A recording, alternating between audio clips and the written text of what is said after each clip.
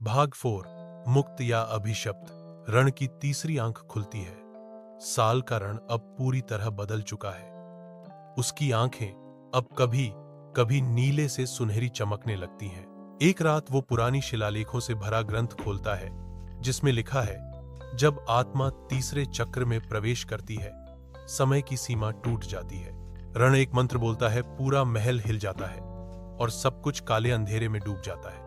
Time loop शुरू होता है। अनन्या और आरव एक ही दिन को बार बार जीने लगते हैं। हर दिन वही महल, आत्मा, रण का जागना और फिर सब शुरू से। अनन्या घबराकर, हम फंस गए हैं, ये दिन बार बार क्यों लौट रहा है। रानी मायरा की आत्मा स्वप्न में, तुम्हारे बेटे ने समय से छेड़छाड़ की है, अब वो खुद शाप बन गया है।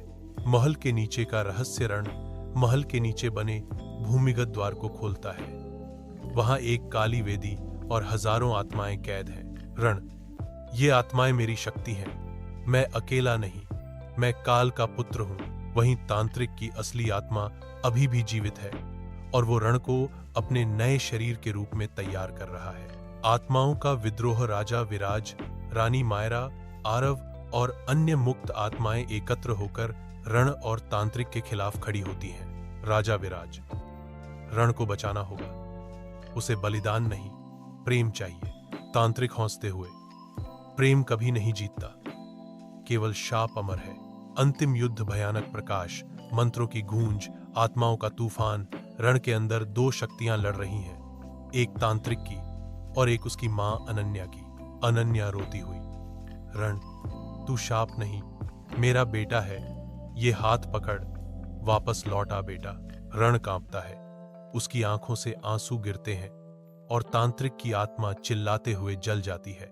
मुक्ति। रण सामान्य हो जाता है, महल फिर से खंडहर बनता है, सभी आत्माएं मुक्त हो जाती हैं। राजा और रानी मुस्कुराते हुए अलविदा कहते हैं। रानी मायरा, अब यह महल प्रेम का प्रतीक रहेगा, शाप का नहीं। अंतिम मोड़। Cliff hanger for future. साल बाद कोई विदेशी टीम महल की खुदाई करती है। वहां उन्हें एक पत्थर मिलता है जिस पर लिखा होता है, यह सिर्फ एक कहानी थी या फिर एक चेतावनी। एक टीम सदस्य हौंसते हुए कहता है, चलो आगे बढ़ते हैं। लेकिन जैसे ही वो कैमरे की तरफ देखता है, उसकी आंखें चमकती हैं, ठीक रण जैसी। आवाज, शाप कभी पूरी तरह खत्म नहीं होता।